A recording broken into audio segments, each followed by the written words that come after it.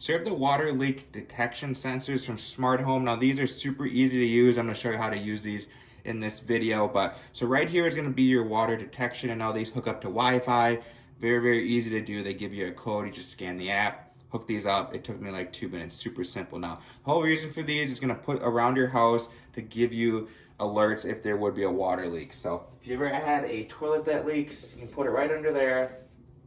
And now at this point, if it does get water on there, and like I said, it has a sensor on the top and on the bottom, you can hook up as many as you want. Right now I have 3 of them that I have all over my bathroom, or not my one bathroom, but all over my house in different bathrooms.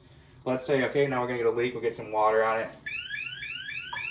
It'll start going off. It's gonna send an alert to your phone.